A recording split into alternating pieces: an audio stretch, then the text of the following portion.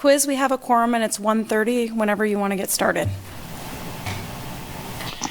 All right, everybody, good afternoon. My name's Aaron Quisenberry. Everybody calls me Quiz. This will be my first meeting chairing the TAC meeting, and so just kind of going back real quick, I think my first opportunity would have been the March meeting. I was out of town at a basketball tournament, and right in the middle of the basketball tournaments when COVID-19 started hitting and all that stuff, and so someone chaired the March meeting. Thank you very much. April hit. Nothing, so here I am in my first role, but I'm going to go ahead and bring the meeting to order, and I'm going to let Ashley and Jessica start off with a few announcements. Thank you. Good afternoon and welcome to the June 2nd, 2020 MPO Technical Advisory Committee. My name is Jessica Mortinger. I'm the Transportation Planning Manager for the MPO, and I will be facilitating the Zoom meeting portion of the meeting. With me here is Ashley Myers, our MPO Transportation Planner. We will work alongside Chair Aaron Quisenberry, who is on remote video, to facilitate the meeting proceedings. Currently, I have everyone muted so we can talk through the general ground rules for today's meeting. This meeting is being recorded and broadcast live on the city's YouTube channel and the public access cable channel 25. During the meeting, please mute yourself by clicking on the microphone icon found on the lower left-hand corner of the Zoom menu next to the video icon. When you are muted, a red line will appear over the icon. This makes it easier for everyone to hear the meeting. Just remember to unmute if and when you want to speak. In the menu, you can also turn your camera on or off by clicking the video icon located next to the microphone icon. For the purpose of this public meeting, please keep your video on for the duration. If you are participating by phone, you can enter *6 to mute and unmute your phone. Somewhere on your Zoom screen, you will also see a choice to toggle between speaker and gallery view. Speaker view shows the active speaker. Gallery view tiles all of the meeting participants. A few reminders to ensure that the provisions of the Kansas Open Meeting Act are met. TAC members, you must state your name and title each time you speak. Members of city staff must also state their name and title each time they speak. I would ask that members of the public identify themselves each time before they speak to ensure that everyone is able to follow along. Individuals were asked to sign up in advance to provide public comment today, and no comments or requests were received to comment on items today. If anyone shows up during the meeting, the chair will call for an in-person public comment for those who are physically present, and staff will direct them to the podium to speak while following social distancing and safety protocols. All motions will need to be stated clearly. After a motion is made and seconded, staff will call on each member individually to provide their vote. Staff will then need to announce whether the motion carried and the count of the vote. I want to again remind everyone to please mute yourself when you're not speaking. I will now turn the meeting back over to the chair. Well then, Jessica and Ashley just got real technical on us, didn't they, all of a sudden there? So we'll keep the meeting as professional as we can. I'm going to open it up for public comment right now at this time. Is there anybody on the call that has public comment, or have we received any written comment from the public? And I think, Jessica, you indicated that you hadn't received anything. Is that correct? Correct. Jessica Mortinger, MPO staff, we have not received any comment, but I want to go back and do our roll call if we're okay with that in the introductions, if that's okay, Quiz. Yep. Okay.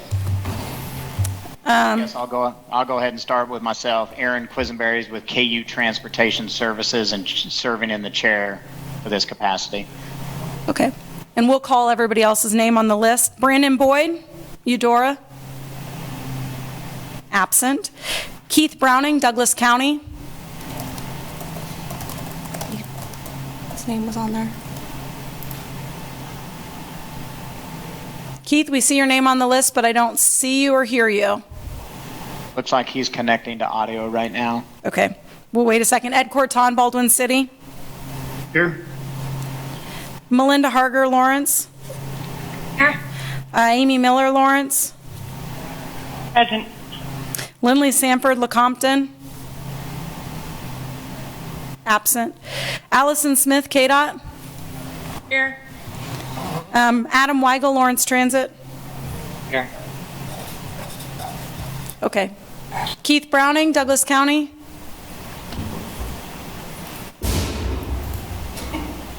Still connecting.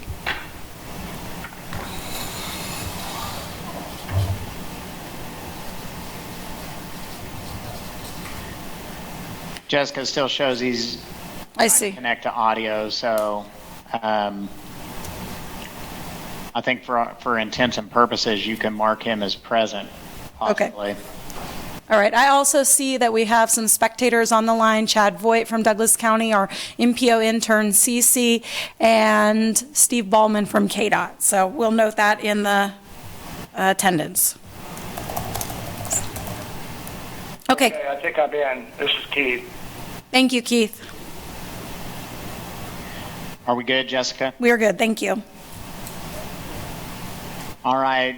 Moving to letter C on the agenda, the approval of the March minutes. Looks like March 20th, 2020 minutes. Does anybody have a review on that, or do I have a motion to approve?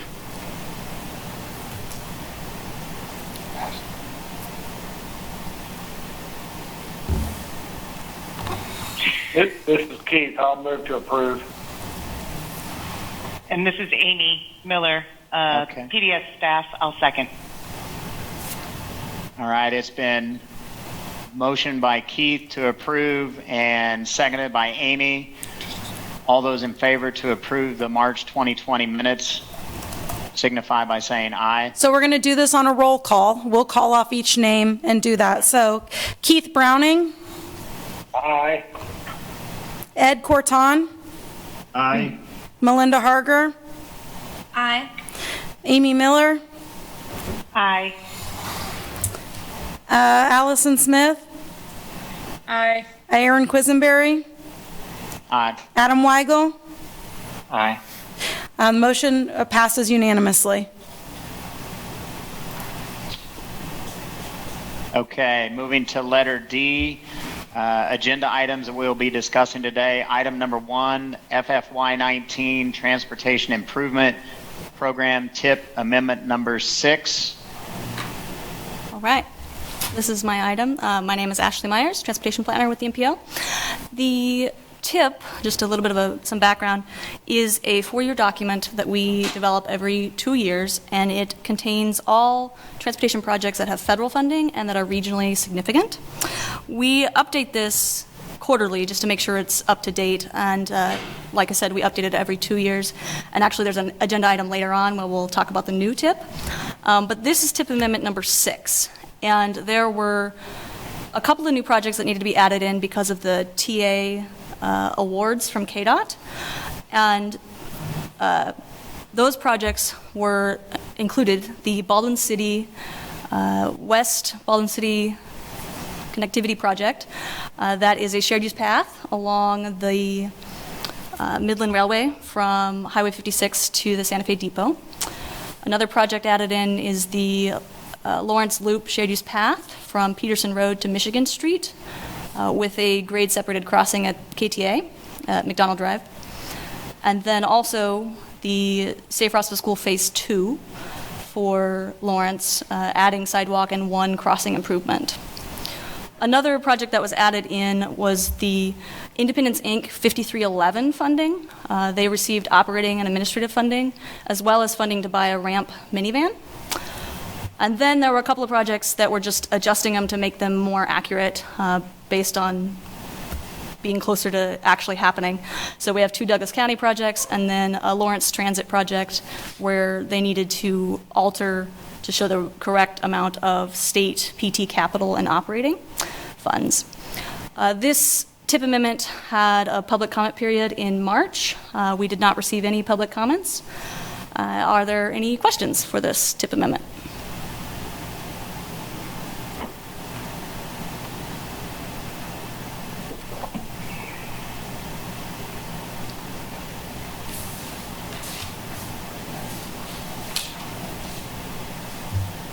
Jessica or Ashley, are you seeing any questions?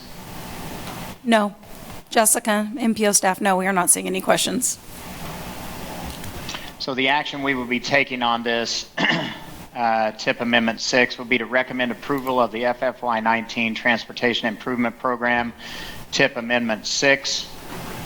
Do I have a motion to recommend? This is Ed Corton, Baldwin City. I would recommend approval. This is Melinda Harger of City of Lawrence. I would second that. Okay, it's been first and seconded to recommend the approval of the TIP amendment. We'll now move into roll call vote. Okay, Jessica Morton, your MPO staff, I will proceed to do a roll call vote. Browning? Aye. Ed Corton? Aye. Melinda Harger? Aye. Amy Miller? Aye. Aaron Quisenberry? Yes. Allison Smith? Aye. Adam Weigel? Aye. Motion passes unanimously 7-0. Okay. Letter D, number 2, under the agenda items, System Performance Report, Transportation 2040, Appendix F. Okay. This is Ashley Myers again, Transportation Planner with the MPO, and I'm going to try to share my screen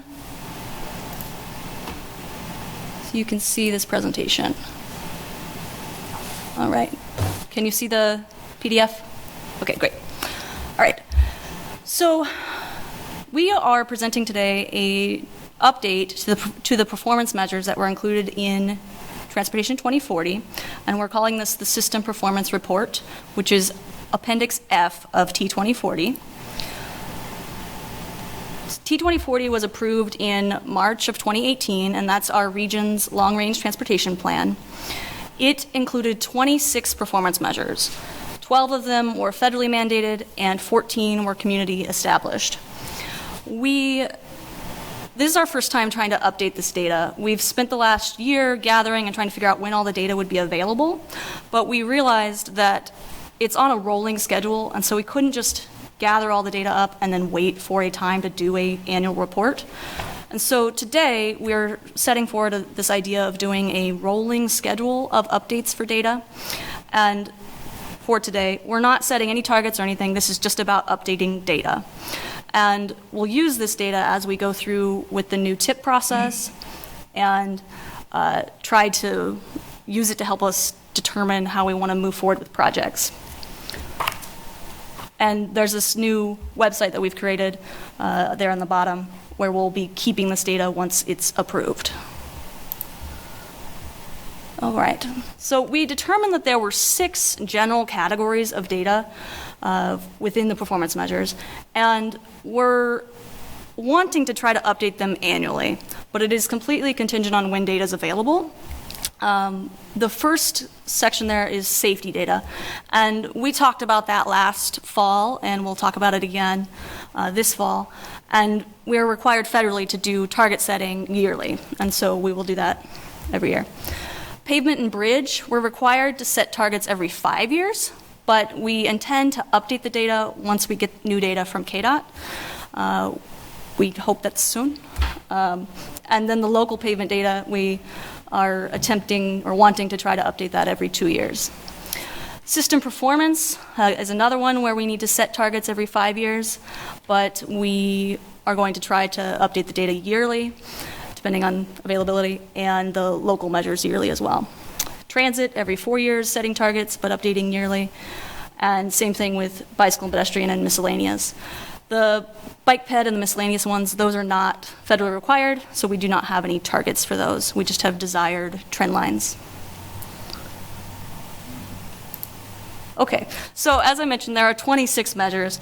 We did want to go through all of them, because that would take a long time. So we picked out one from each theme area to share today. This first one, kind of hard to see it.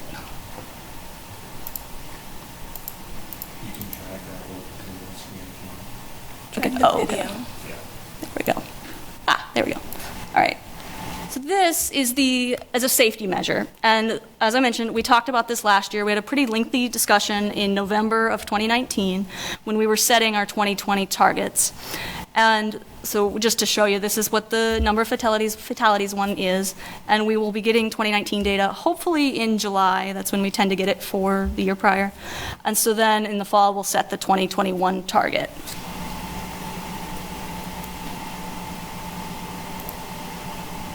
Pavement and bridge, this is a local measure, so there's not any federal requirements related to this one.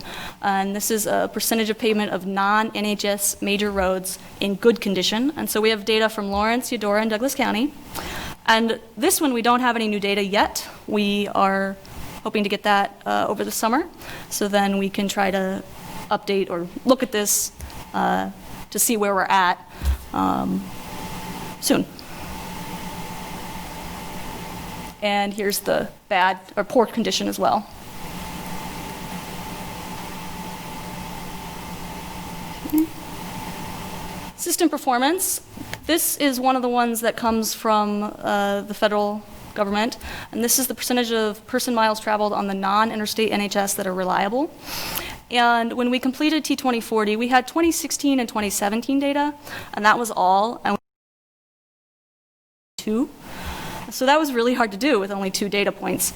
But we did, and so we set one for 99% in 2022. And we now have the 2018 and 2019 data, and we were close in 2018. 2019, it was lower, and I'll show the monthly data on the next slide here. It's just interesting. So this is from the federal system again, and in 2018, there's a lot of red, but evidently the good time in April and July made us be just over the 99% target that we were going for. But in 2019, we were under the target, 96.4%. And then I'll show this map, which I thought was interesting. So the big picture is the whole county, and then when you zoom into where it's actually red, it's really West 23rd Street and Iowa, and then a little portion of 6th Street between the bridges. So that's interesting and probably something we'll want to discuss in the tip or moving forward so we can try to address that.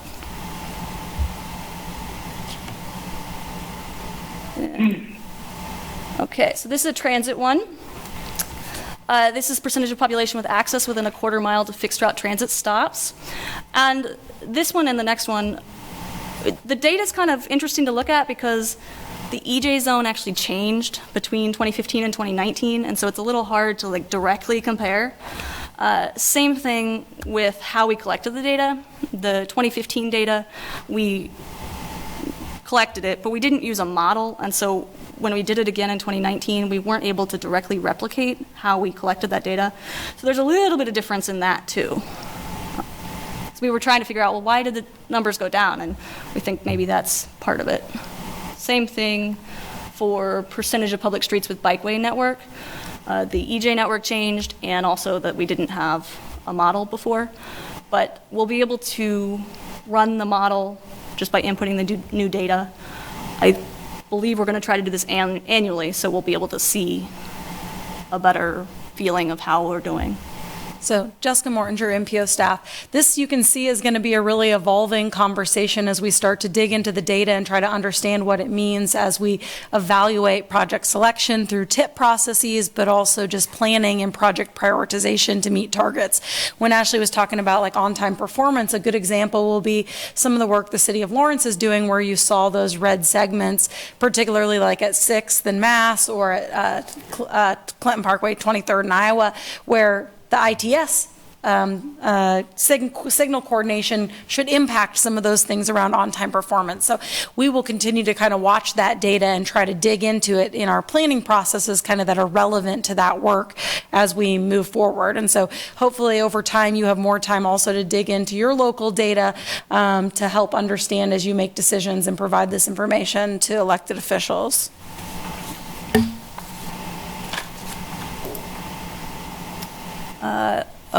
Ashley Myers, MPO. This one is miscellaneous, average cost of transportation per household. And we don't have any new data because this came from the Center for Neighborhood Technology, and they were hoping to update it in 2019, but it's completely contingent on funding on their part, and so they have not been able to update it. So we just have 2017 data, but it's interesting to look at. One thing, though, I was looking at it today just to make sure we didn't have any new data, and this is based on gas costing $2.50 a gallon, which is not accurate right now, so just neat to think about. All All right. Then the last slide is, as I mentioned, this will be replacing the existing appendix of Transportation 2040 once the MPO Policy Board approves it. And then we'll take the full PDF and have that online, but then we'll also split the PDF into each theme area and put them linked to the pictures. So if you only want to look at safety data, you could click on the safety picture and see just the safety data. And then we plan to update those on a rolling basis, so that way we don't need to come back with all 26 again. So we'll maybe be able to have a deeper conversation about the different measures. So that is all for my slides. Any questions about any of this? And I guess I should stop sharing my, yeah.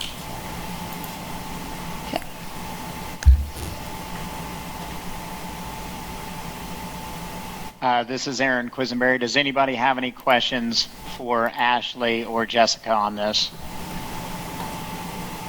Or comments?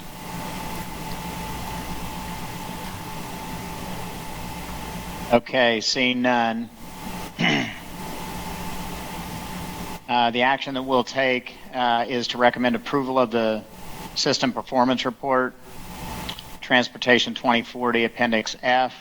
Do I have a motion to recommend approval?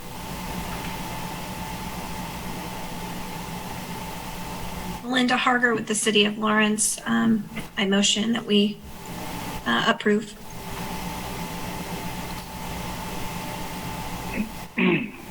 Keith Browning, Douglas County, I second. Okay, it's been first by Melinda Harger, second by Keith Browning to go ahead and recommend approval of the System Performance Report, Transportation 2040, Appendix F.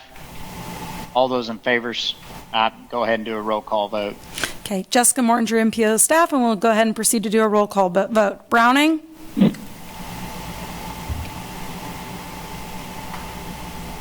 Keith Browning? Aye. Ed Corton? Aye. Melinda Harger? Aye. Amy Miller? Aye. Aaron Quisenberry? Yes. Allison Smith? Aye. Adam Weigel? Aye. Motion was approved 7-0 unanimously.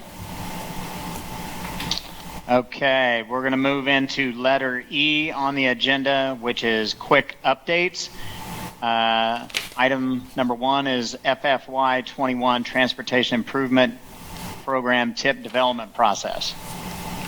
All right, so Ashley Myers again, Transportation Planner with the MPO. As I mentioned earlier, it's time to do a new TIP, and so I sent out an email a couple weeks ago to the project sponsors letting you know about this deadline. So we need you to submit new projects that you want to include in the TIP from FY21 to 24, as well as review your current projects so we can know if we need to keep them in the TIP or if they can be removed. And if you have any questions with any of it, let me know. I'd be happy to help.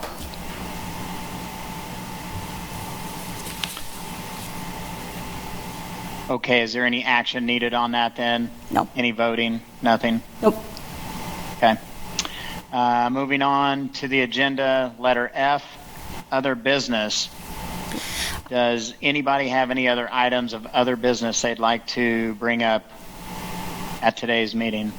Jessica Mortinger, MPO staff, and I would like to note that we might entertain an item on a future agenda. Leslie Herring has left the city of Eudora, and she had represented Eudora on TAC, and so Brandon Boyd will be filling kind of that position for her, and we have inquired with him and are waiting to hear back whether or not he wants to be vice chair coming into a committee he's never participated on, and so we would probably entertain the opportunity to appoint a new vice chair to fill that role for the remainder of the calendar year. So if that's the case, we'll put that on a future agenda.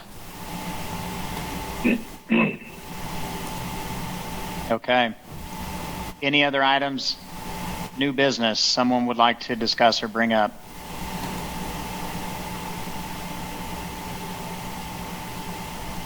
I'm hearing none. So letter G, next meeting will be set for July 7th 2020, unless there's another date that's set by TAC.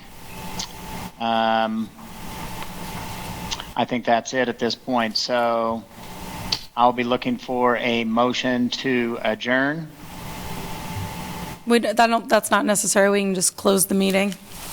What's that? Jessica Morringer, MPO staff, we usually don't do a formal motion to close the meeting. We just end the meeting. Just stop it. Well, we've been pretty formal for Okay. 95% of the meeting. We want to get informal for the last 5%. I'm going all out. I'm teasing. So, all right, it sounds like we do not have to have a vote to adjourn the meeting. So, everybody, this meeting's adjourned. Have a good afternoon. Thank you. Thank you. All right, bye-bye.